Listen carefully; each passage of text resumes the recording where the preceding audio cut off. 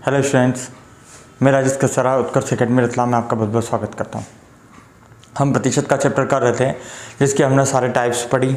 उसके बाद हमने चुनाव संबंधी प्रश्न पढ़े और हमने परीक्षा संबंधी सवाल भी किए। अब जो प्रतिशत के अंदर जो टाइप्स आती है वो है विविध प्रश्न, मिसलेनियस। अब इसके अंतर्गत जो किसी भी टाइप्स के अंतर्गत नहीं आते हैं, एडिशनल अलग अलग टाइप्स के सवाल जो भी जितने हैं वो आपको मैं सारे करवाने वाला हूँ। आइए हम देखते हैं। फर्स्ट क्वेश्चन ये रहा आपकी स्क्रीन पे। चाय के मूल्य में 10% कमी होने के कारण 270 रुपये खर्च करने पर पहले से 250 ग्राम चाय अधिक आती है, तो चाय का पहले वाला भाव तथा नया भाव क्या है? ठीक है, अब देखिएगा, चाय के मूल्य में 10% कमी होने के कारण, यानी कि कमी होती ही नहीं तो कुछ भी नहीं होता। कमी होने के कारण 270 रुपये खर्च करने पर पहले से 250 ग्राम चाय अधिक आती है। इसके अंदर जो इंपॉर्टेंट पॉइंट है, 270 रुपये में कितनी आती है चाय ये पता नहीं है, लेकिन 270 रुपये का जो 10% है, सवाल की आप भाषा समझिएगा, 270 रुपये का जो 10% होता है वो होता है 27 रुपये।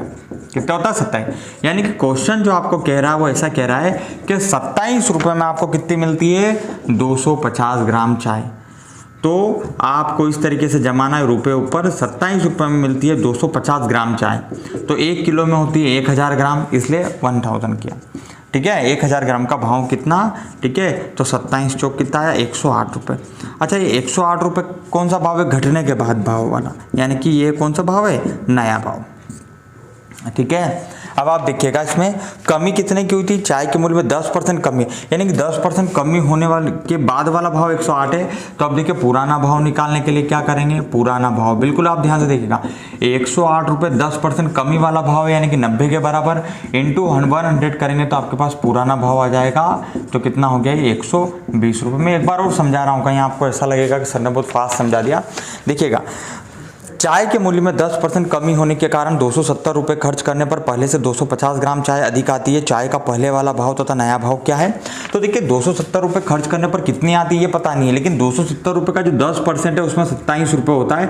27 रुपये में 250 ग्राम चाय जरूर आती है, इतना वो बोल रहा है। तो 27 250 के बराबर इंटू 1000 क्यों किया? क्योंकि 250 ग्राम वाली यूनिट है। ठीक है, तो 250 ग्राम और 1 किलो में 1000 ग्राम होते हैं, इसलिए 1000 हमने किया। तो इसका आंसर आया 108। अब 108 10% कम वाला भाव है, इसलिए हमने बटे में 90 रखा और इंटू 100 करेंगे तो पुराना भाव हमारे पास आ गया 120, 120। ठीक है, आप इसका स्क्रीनशॉट ले लीजिएगा, और अगर किसी को कोई प्रॉब्लम हो तो वो कमेंट्स करके मुझे बता सकता है। नेक्स्ट क्वेश्चन देखिए, यदि दो संख्याएं तीसरी संख्या से 30% तथा 40% अधिक हो तो दूसरी से पहली संख्या का प्रतिशत कितना है? देखिए, आप स्क्रीन पर आपको क्वेश्चन दिख रहा होगा। यदि दो संख्याएं तीसरी संख्या से 30% तथा 40%, अब से देखिए, दो संख्या तीसरी संख्या से, तो देखो ये पहली संख्या, ठीक है, ये दूसरी संख्या और ये तीसरी संख्या। ठीक है, देखिएगा क्वेश्चन थोड़े ये टिपिकल नहीं होते हैं, बट टेक्निकल होते हैं। यदि दो संख्या तीसरी संख्या से 30, अच्छा तीसरी संख्या से, तो तीसरी संख्या अगर 100% है तो पहली संख्या इससे 30% ज़्यादा और दूसरी संख्या इससे 40% ज़्यादा। देखिए, इस तरीके से जमाते हैं इसको। ठीक है, दो संख्या तीसरी संख्या 30% से 40% अधिक हो तो दूसरी संख्या से पहली संख्या का प्रतिशत, दूसरी संख्या से इससे इसका प्रतिशत क्या है? तो 130 को ऊपर रखेंगे, जिसके साथ में से है उसको बटे में रखेंगे, इंटू 100। तो 0 से 0 खत्म, कितना हो गया ये? 13 से। अब इसको और शॉर्ट भी कर सकते हैं, नहीं भी कोई फर्क नहीं पड़ता, करें तो कर सकते हैं। 2 7 14, 2 5 10, 0। ठीक है, इतना हो गया 13 5 65, 650 बटे 7। ठीक है, अब इसको आपको भाग देना है, ये रफ कार्य में कर लीजिएगा। 650 को 7 से, 7 नमकी 63, 0 7 दूनी 14, ये यहाँ लाइन ड्रॉ करेंगे, जो नीचे था वो ऊपर, जो ऊपर था वो नीचे, तो 92 सही 6/7%, 92 सही 6/7%, यही आपका आंसर हो गया। एक बार और बता देता हूँ, ये दो संख्या तीसरी संख्या से 30% तथा 40%, तीसरी संख्या से, इसके साथ में से लिखा है, इसको 100 मानना है। ठीक है, 100 तो एक, ये 30% ज़्यादा तो 130, ये 40 ज़्यादा तो 140। ठीक है, अब उसमें बोला दूसरी संख्या से पहले का क्या प्रतिशत? जिसके साथ में से है उसको बटे में रख दिया आपने। ठीक है, से या का जिसके साथ में होता है उसको बटे में रखना है। ठीक है, और जिसके साथ में से या का होता है स्टार्टिंग में, उसको 100% अपन मानते हैं। ठीक है, 130/140 इंटू 100, हमने इसको सोल्व किया तो हमारा आंसर आया 92 सही 6/7%।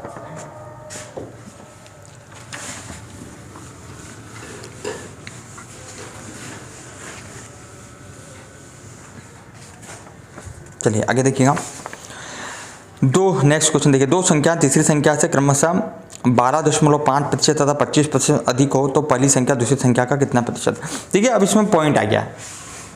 अब 2 संख्या की बात करिए, अब ये पहली संख्या, ये दूसरी संख्या। अब बोला क्या उसने कि 2 संख्या तीसरी संख्या से क्रमशः 12.5% तथा 25% अधिक हो। अच्छा, 12.5% तथा 25% अधिक हो, ठीक है, तीसरी संख्या। अच्छा, इसमें भी 3 संख्या की बात हो रही है, ठीक है, तीसरी संख्या से अधिक है, तो बस वही मैंने बोला, तीसरी संख्या को 100% आप मानेंगे। ठीक है, तो देखिएगा 2 संख्या तीसरी संख्या से क्रमशः 12.5%, तो पहली वाली कितनी होगी, 100 में हमको जोड़ना है। ठीक है, 12.5 जोड़ा 100 में तो 112.5। अच्छा, दूसरा क्या हो गया फिर 125% और तीसरा 100। अब देखो यहाँ की मैं शॉर्ट ट्रिक बता रहा हूँ आपको कैसे सॉल्व करना है। पहली संख्या दूसरी संख्या का कितना प्रतिशत, पहली संख्या देखिएगा। ठीक है, ये प्रतिशत तो हम बोलते हैं ना, इसको हटा देते हैं या रख भी सकते, कोई दिक्कत नहीं, कोई फर्क नहीं पड़ता। ठीक है, पॉइंट हटाएंगे तो यहाँ आ जाएगा 10। अब इसका इन दोनों में गुणा कर दिया, 2 विधि हैं। 10 ये पॉइंट हटाए नीचे 10, अब इसके नीचे भी कुछ नहीं है, इसके नीचे भी कुछ नहीं, मतलब 1 है। आप चाहो तो एलसीएम ले सकते हो तीनों संख्या का, या आपको एलसीएम नहीं लेना है तो पॉइंट हटाया तो ये 10 हुआ। अब इस 10 का इन दोनों में गुणा कर देंगे तो ये 0 और ये 0, इसको यहाँ से हटा देंगे, अब ये सिमिलर हो गया। ठीक है, या फिर आप इसका एलसीएम भी लेंगे तब पर भी यही बात है कि यही संख्या आपको मिलेगी। एलसीएम कैसे लेना है, जैसे ये हो गया 1225/10 हो गया, फिर ये 125 ठीक है, हमने 125/1 और ये 100/1। अब आप इसका एलसीएम लेंगे तो 10 से कम 10, ये 1125, एक धम 10 तो 10 का मल्टीप्लाई किया और इसका इसमें कहेंगे तो ये 1000, फिर ये हट जाएगा। ठीक है, तो वो कोई संख्या आपको मिली है। ठीक है, आपको इस चीज़ बिल्कुल ध्यान रखना है ना, आप कुछ नहीं, बस केवल यहाँ पे जो 10 आया उसका आप मल्टीप्लाई कर देंगे इन दोनों में। तो अब देखिएगा, आप इसको शॉर्ट भी कर सकते हैं, एक ही पहाड़ से काट सकते हैं, 5 के पहाड़ से, या नहीं भी काटेंगे तो चलेगा। देखिएगा आप आगे, उसने बोला पहली संख्या दूसरी संख्या का कितना प्रतिशत। अच्छा, पहली संख्या यानी कि 1125, दूसरी संख्या का यानी कि 1250 का कितना प्रतिशत है। तो देखिएगा अब इसको मैं कैसे सॉल्व करूँ, बिल्कुल 25 पंजे 125 0, ठीक है ना, 25 चौक 100 0, 5 धाम 50, 5 8 40। ठीक है, अब ये 5 दूनी 10, 5 दूनी 10, 5 दूनी 10, 5 25 और ठीक है 2 चौक 8 है। 1 सेकेंड, कहीं ना कहीं कुछ मिस्टेक हो गई है। ठीक है ना, देखिएगा 1125 पहली संख्या, इसने क्या बोला है क्वेश्चन में, पहली संख्या दूसरी संख्या का, पहली संख्या दूसरी संख्या का कितना प्रतिशत है। ठीक है ना, सॉरी पहली संख्या दूसरी संख्या का कितना प्रतिशत है। 0 से 0 हमने काटा, 5 दूनी 10, 5 25, 5 दूनी 10, ठीक है, और 25 चौक 100, 25 5 45 दूना 90%। ठीक है, सॉरी, हाँ मिस्टेक हो गया था, मैंने इसको यूनिट मान के यहाँ 1000 लिख दिया था, जो कि प्रॉब्लम बता। ठीक है ना, आपको कुछ नहीं करना है, केवल पहली संख्या दूसरी संख्या का पूछ रहा है, तो पहली संख्या 1125, दूसरी संख्या का कितना प्रतिशत है, तो 1250 × 100, तो आपके पास आया डायरेक्ट 90%। ठीक है,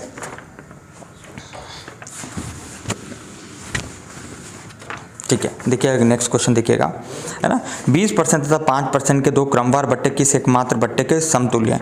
20% तथा 5%। अब देखिए इसको कैसे लिखना है, पहले आप लिख लेंगे 100%, ठीक है, 20% तथा 5%। अब 20% पहला है, अब दूसरा है 5% के क्रमवार बट्टे किस एकमात्र। अच्छा, अभी अपने को बट्टा क्या नज़र आता है, 20 और 5 25, लेकिन एक्चुअल में ऐसा है नहीं। 100 में से 20 घटाएंगे तो 80 ऊपर, 100 नीचे, 100 में से 5 घटाएंगे 95 ऊपर, ये 100 नीचे। अब हम इनको सॉल्व करेंगे, 100 से 100 खत्म, 1 0 से 1 0 खत्म, इस 1 0 का एक पॉइंट लगा दिया। अब 8 पंजे 40, 0 हासिल की 4, 8 9 72 और 4 कितना हो गया 76। एक के बाद हमने पॉइंट फिट कर दिया, अभी कितना हो गया 76%। अच्छा, इसका सॉल्यूशन आया 76%। हमको पूरा बट्टा निकालने के लिए 100% में से इसको लेस करेंगे, तब हमारे पास जो फेयर आंसर आएगा वो आएगा 24%। ये आपका एक्चुअल आंसर होगा। ठीक है, देखिएगा एक बार और समझा रहा हूँ। ठीक है, 20% तथा 5% के बट्टे किस एकमात्र बट्टे के समतुल्य। पहले आप 100 लिखेंगे, 100 में से 20 घटा के 80 ऊपर, 100 नीचे, 5 घटा के 95 ऊपर, 100 नीचे, 100 से 100 कट गया, 1 0 से 1 0 कट गया, इस 1 0 को पॉइंट बना क्या लिख दिया, इसको सॉल्व किया, 76% आया। 100 में से 76% जो लेस करने के बाद बचा वो आपका आंसर हुआ। जब भी बट्टे वाला क्वेश्चन आता है आपको इस तरीके से ही करना है। ठीक है, चलिए आगे नेक्स्ट क्वेश्चन देखिएगा, आपकी स्क्रीन पे है। चीनी के मूल्य में 10% कमी होने पर कोई गृहिणी 1116 रुपये में 6.2 किलोग्राम चीनी अधिक खरीद सकती है, तो चीनी का घटा हुआ मूल्य प्रति किलोग्राम कितना है। बहुत इजी क्वेश्चन है। चीनी के मूल्य, अच्छा 10% कमी होने के कारण 1116 रुपये में कितनी खरीद रही है पता नहीं है, लेकिन 1116 रुपये का क्या होता है, जो 10% होता है, 0 से 0 खत्म, 1 0 का ये पॉइंट, यानी कि 111.6 रुपये। इसमें 111.6 रुपये में कितनी खरीद रही, वो 6.2 किलोग्राम खरीद रही है, ये इतनी, ठीक है। तो चीनी का घटा हुआ ही मूल्य पूछा है, तो बस कुछ नहीं करेंगे, 111.6 6.2, अब हम इनको भाग दे देंगे तो घटा हुआ मूल्य हमारे पास आ जाएगा, घटा हुआ मूल्य आ जाएगा, पॉइंट से पॉइंट खत्म, ठीक है। अब देखिए हम इसको भाग देंगे, ठीक है, 2 3 6, 2 एकम 2, 2 पंजे 10, 2 पंजे 10, 2 8 16, ठीक है। अब 18 एकम 18 के 8 हासिल है, 31 से जाएगा 18 बार, तो 18 रुपये आपका आंसर आ गया, ठीक है। अच्छा, ये घटा हुआ मूल्य पूछा तो 18 रुपये, अगर मान लो वो पूछता है कि पहले वाला भाव क्या, तो कितनी कमी होती, 10% की। अगर पहले वाला भाव पूछा नहीं है, कभी पूछता तो 18 10% की कमी होती, तो हम 90 लिखते हैं, इंटू 100, 0 0 खत्म करते, 9 दूनी 18, तब हमारा आंसर कितना हो जाता, 20 रुपये, ठीक है। और 20 का 10% जो 2 होता है, 20 में से 2 घटाते तो वापस 18 रुपये। ये पूछा नहीं था, ये मैंने एडिशनल ऐसे ही आपको बताया है, आपको तो केवल यहीं तक पूछा था उसमें, ठीक है। चलिए नेक्स्ट क्वेश्चन,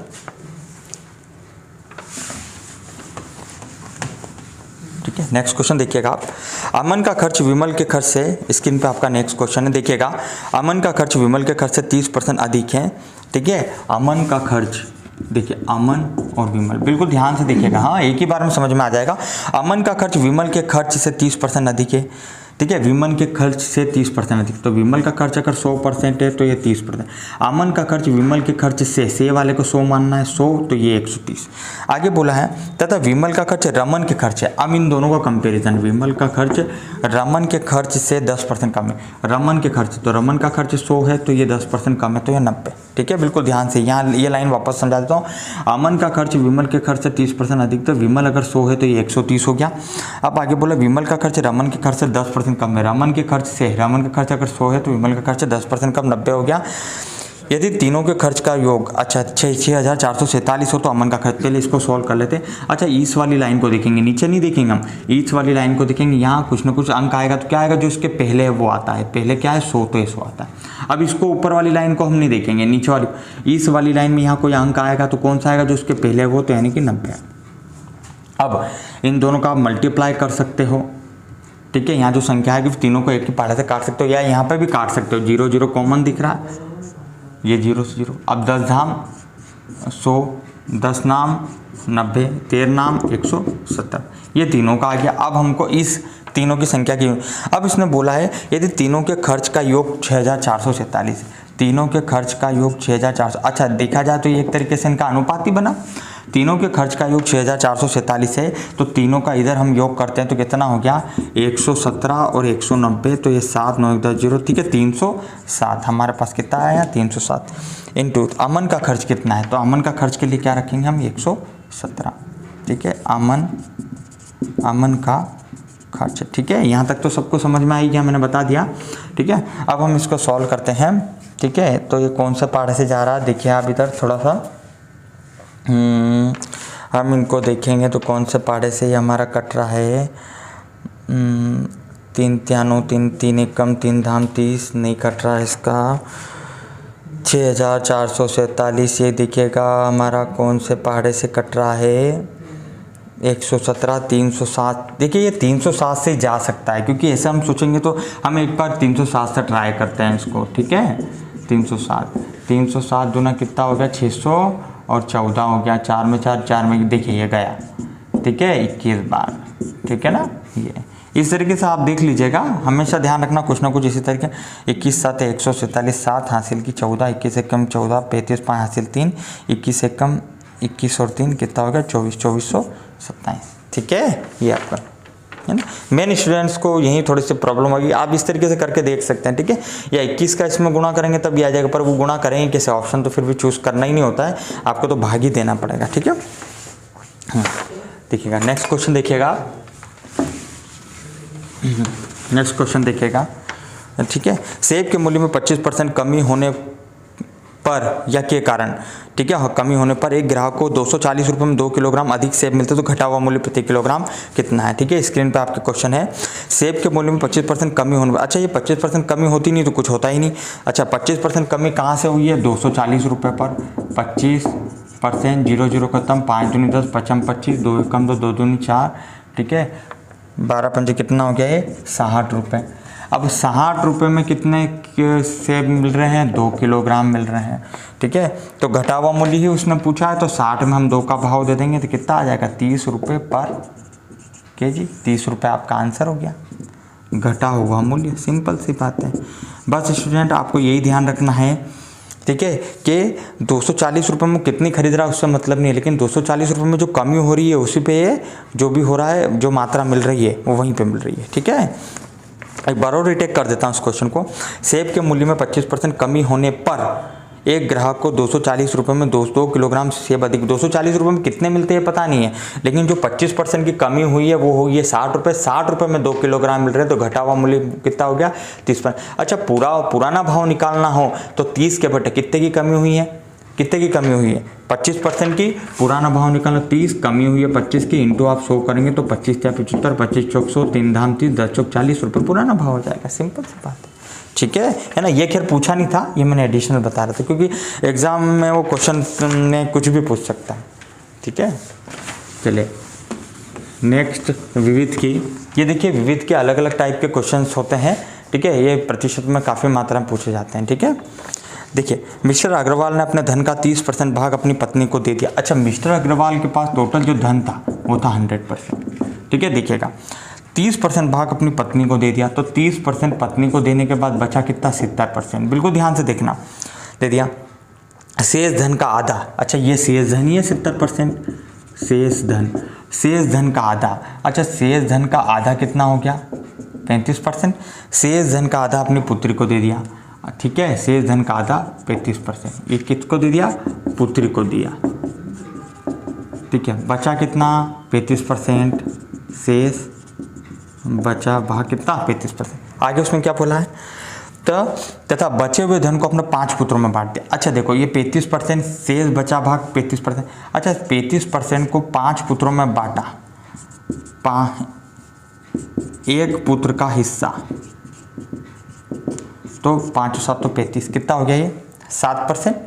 ठीक है, देखिएगा शेष बचा भाग 35% और एक पुत्र का हिस्सा। ठीक है ना, 5 पुत्रों में उसने बांटा तो एक पुत्र का हिस्सा कितना हुआ, तो इसीलिए मैंने 5 से भाग लगाया। ठीक है, तो 5 7 तो 35, एक पुत्र का हिस्सा कितना हो गया, 7%।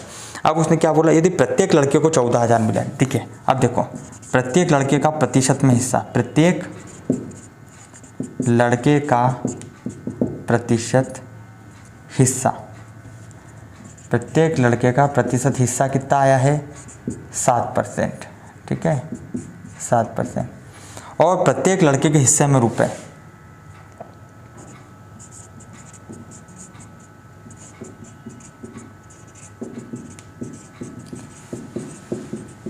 रुपए कितना आया है, 14,000 रुपये। ठीक है, यही बोला है। ठीक है, तो उसके पास कुल कितना धन था, देखिएगा मैं आपको एक बार और यहाँ, ठीक है, ऊपर समझा दूंगा। ठीक है, 7% बराबर 14,000 के, तो देखिए 14,000 किसके बराबर, 7% के, उसके पास कुल कितना धन था। ठीक है, मिस्टर अग्रवाल का कुल धन बराबर 100%। ठीक है, तो मिस्टर अग्रवाल ये कुल धन 7 दूनी 14, 1 2 3 4 5 रुपये। ठीक है, इकाई, दहाई, सैकड़ा, हज़ार, 10,000, लाख, यानी कि 2 लाख रुपए उनके पास कुल हिस्सा था। एक बार और रिकॉल कर देता हूँ। अब देखिए मिस्टर अग्रवाल के अपने धन का 30% भाग पत्नी को दिया, कुल धन 100% था, 30% भाग उन्होंने पत्नी को दिया। ठीक है, पत्नी को दिया, बचा शेष धन 70%। ठीक है, शेष धन का आधा अपनी पुत्री को दे दिया, 70 का आधा, इसलिए 2 का भाग दिया अपन ने, तो किसको दिया, ये पुत्री को दे दिया। ये लिखा हुआ 70 में से 35%। अच्छा उसके बाद उस बचे हुए धन को अपने 5 पुत्रों में बांट दिया। तो एक पुत्र का हिस्सा क्या होगा, तो इसीलिए 5 का भाग दिया हमने, ठीक है। 5 पुत्र में बांटा ना, तो एक पुत्र का हिस्सा 5 7 35, प्रत्येक लड़के का हिस्सा कितना आया 7%, क्योंकि 7 पंजे 35 होता है, ठीक है ना। एक लड़के का हिस्सा कितना आया 7%, ठीक है, बराबर। और प्रत्येक लड़के के हिस्से के रुपए दे रखे उसमें 14,000, तो 14,000 7% के बराबर, इसीलिए 14,000 के बटे 7 रखा, इंटू हमने 100 करा, तो मिस्टर अग्रवाल का कुल धन आ गया, कितना हो गया ये 2 लाख रुपये, ठीक है।